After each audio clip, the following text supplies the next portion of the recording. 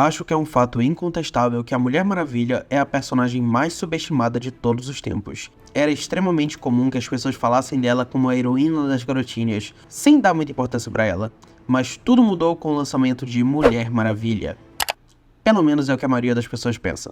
O ano era 2017 e o pequeno Jota de 15 anos era um grande fã da Mulher Maravilha, e ele teve a sua vida mudada por esse filme, que infelizmente envelheceu muito mal. Eu estaria mentindo se eu dissesse que a versão maquinada pelo Zack Snyder não deixou as pessoas meio pé atrás com a personagem, além de colocar na cabeça de todo mundo que a Diana é aquela que tem coragem de desviver seus inimigos, que é sinceramente uma ideia muito errada. No ano seguinte lançou Mulher Maravilha 1984, e eu realmente não sei como esse filme pode ser tão ruim. Mas como os deuses escrevem certo por linhas tortas, acontece que esse filme ter fracassado fez com que muitas verdades sobre a Gal Gadot e essa versão da Mulher Maravilha fossem expostas ao público, como o fato dela não ter nada a ver com a Mulher Maravilha dos quadrinhos ou com a carga política dela, ainda mais porque a Gal Gadot teve posicionamentos políticos muito errados. E, sendo bem sincero, na época que saiu o filme, eu já não me sentia muito representado como fã. A melhor adaptação da Mulher Maravilha com certeza é a animação de 2009, que infelizmente foi lançada direto para vídeo e não teve nem de perto o sucesso que merecia. Tem também a icônica série de TV da Lynda Carter, que é sensacional,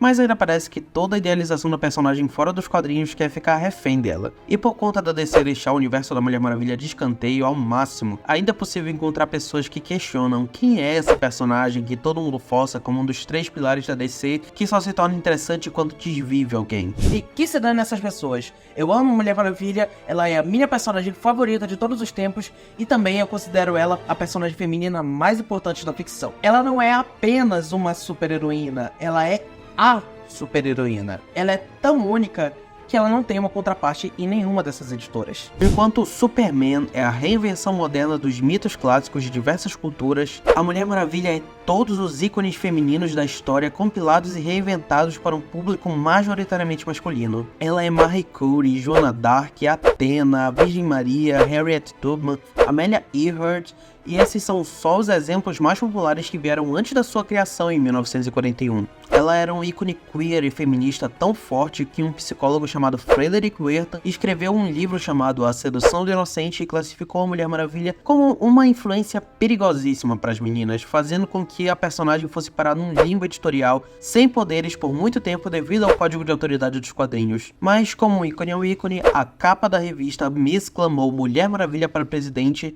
e fez com que a nossa heroína voltasse para seu lugar de direito. Vai se foder, Werther. Peraí, então você tá me dizendo que a gente tem uma heroína desse calibre e a melhor coisa que tem dela é uma animação direto pra vídeo de 1 hora e 13 minutos e uma série de TV dos anos 70? Não dá. Eu quero mais do que isso. A Mulher Maravilha mudou a minha vida e, sinceramente, o mundo precisa dela. Mas como apresentar uma personagem de mais de 80 anos, da qual o público ainda é muito inculcado pra uma carga política forte? Vamos olhar para uma época em que a Mulher Maravilha era realmente maravilhosa. Vamos olhar para o pós-crise. No auge dos anos 80, a DC produziu a saga Crise nas Infinitas Terras, que explorou o multiverso da DC e no final causou o primeiro reboot da editora, que foi utilizado para recontar as origens de vários personagens. Alguns tiveram histórias gloriosas e outros ficaram com o que tinha. E entre os gloriosos está a origem definitiva da Mulher Maravilha, contada por George Pérez. George Pérez fez questão de tirar o mínimo possível dos elementos do pré-crise, mas ainda tornar ela mais palatável para novos leitores. Então ela já não tinha mais o jato invisível, mas a sua habilidade de voo é explorada de forma majestosa. Ela ainda tinha nascido do barro e os poderes dela também eram presentes das deusas do Olimpo e de Hermes, o deus mensageiro. E isso sem falar na personalidade da própria Diana, que tinha atitude, força de vontade e ainda assim era doce e cheia de amor pelo mundo por todas as coisas vivas. Ela era fascinada pelo mundo do patriarcado, mas comungava diretamente com a natureza, considerando ela um presente dos deuses. E a Mulher Maravilha era uma verdadeira celebridade e usava disso para espalhar os ensinamentos de Temícera para o mundo. E por falar em Temícera, a Ilha Paraíso era um mundo tão maravilhoso quanto qualquer Heróis ou Terra do Nunca da vida. E a origem das Amazonas tinha um significado muito forte, porque além delas serem reencarnações de mulheres vítimas de feminicídio que tiveram suas almas salvas no útero de Gaia, as Amazonas foram escravizadas pelos homens quando liderados pelo Hércules, filho de Zeus. E elas mesmas, com a ajuda de Atena, se libertaram da escravidão. E a origem da Diana é diretamente ligada a isso, porque ela é reencarnação da criança que morreu no ventre da mulher que reencarnou na mãe dela, a rainha Hipólita. Eu juro que eu choro toda vez que eu lembro disso. E para melhorar, a Mulher Maravilha também contava com seus amigos do mundo do patriarcado, incluindo a professora Capatellis, a filha dela, Vanessa, o Steve Trevor sensei empurrado como um mero par romântico para ela, e a Eta Candy. E não pensem que isso torna Diana menos mitológica, porque ainda na mesma fase, ela constantemente entrava em contato com os deuses e enfrentava criaturas místicas dignas de qualquer história grega. George Pérez sabia exatamente o que estava fazendo e ele reafirmou todo o discurso feminista da personagem. Olhar para a fase de George Pérez é olhar para tudo que a Diana representa e que deveria representar para todo mundo. E o público precisa entender de vez o motivo pelo qual os Amazonas se isolam e que isso não é um mero capricho. Mas eu ainda acho que a época que a gente vive precisa de um quê a mais.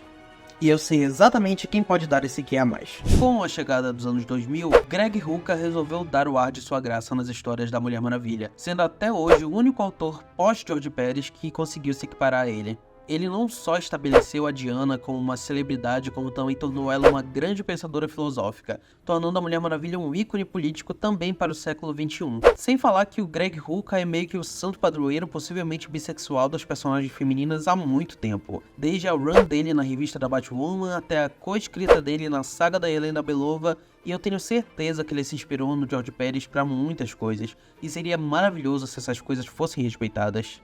Levar essas características em consideração é extremamente importante quando você constrói um filme da Mulher Maravilha, porque é isso que torna a personagem tão interessante. A Diana precisa ser no cinema uma personagem mística, contemplativa, mas ainda filosófica e politicamente atualizada. E até a forma como ela luta também faz parte da própria filosofia dela. Então, sem espada, sem escudo, ela sempre se virou muito bem com o laço e a tiara. E já que a gente tocou nesse assunto, tem um tópico sensível que eu gostaria de comentar. O traje. Eu não vou mentir, eu até gosto do traje dos filmes, mas ele definitivamente parece uma tentativa desesperada de heterossexualizar a personagem e tornar ela mais séria para o fã médio dos filmes do Nolan gostar. Sem falar que ele tira todo o molho do traje clássico. Isso deveria ser considerado crime. Utilizar o traje clássico respeitaria todo o legado da personagem e manteria o queer code que o William Marston, o criador, imaginou para ela. Os braceletes, o maiô, as estrelas, tudo é tão icônico e atemporal que eu não consigo ver outra forma da personagem se vestir. Então é muito mais apropriado fazer algo mais Mulher Maravilha e menos Xena, Princesa Guerreira. A forma de construir a Diana como personagem nesses filmes também precisa de uma atenção. A Diana precisa ser uma personagem falha e identificável, mas ainda assim, ela precisa mostrar o quanto toda a vida é sagrada para ela. E outros elementos do universo da Mulher Maravilha também são necessários para acabar com o cinismo de vez no cinema, como o próprio Jardim Invisível, por exemplo. Mas por que tanta insistência minha em fazer um novo filme da Mulher Maravilha se a gente já tem 2? Vamos falar sobre os problemas desses filmes. Eu posso dizer que o maior problema do primeiro filme é que ele exclui todo o contexto político que a Mulher Maravilha carrega. E essa ideia dela ter se alienado das Amazonas e da sociedade por 100 anos realmente não me desce. E o segundo filme, apesar de acertar no tom, é tão mal escrito e tão mal dirigido que me dá dor física só de pensar em elogiar ele. E essa ideia de Zeus ser o pai dela foi uma das piores coisas que os 952 trouxeram. E realmente não cabe na personagem. Não cabe, na verdade, a Diana ter nenhum pai. E outra adaptação que me incomoda bastante é a versão da Liga da Justiça do Bruce Timm e do Paul Dini, que é muito representada como estereótipo de como a galera da direita enxerga feministas. E pelo amor de Gaia, chega dessa piada de que a Diana vai parar de ser feminista quando ela fizer sexo com um homem. Sério, eu não só acho isso uma babaquice, como a DC teve coragem de fazer isso 2 vezes. E eu não podia esquecer que essa dependência do Steve Trevor é algo que realmente não pode ser repetido. A Diana tem tão mais autonomia do que a DC pode sonhar. E só pra não perder o fio da meada, passar longe de tudo que o Tom King tá escrevendo e trabalhar a personagem da forma que eu e milhares de pessoas esperamos faz muito mais sentido do que macetar esse protótipo de soldado americano. Ai, mas a Mulher Maravilha é aquela que tem coragem de fazer o que o Batman e o Superman não fazem. Então chega de se apegar a esse militarismo barato. A Mulher Maravilha foi criada pelo psicólogo e inventor do detector de mentiras, e ele tinha 2 esposas. Ela não precisa matar seus inimigos para ser relevante. É por isso que eu resolvi fazer esse vídeo, para te mostrar o quanto é diferente ser fã da Mulher Maravilha e tudo aquilo que ela representa. Porque a luta da Diana não é meramente fictícia, ela é um retrato de tudo aquilo pela qual a gente deve lutar todos os dias. E que a bênção de Gaia esteja com vocês.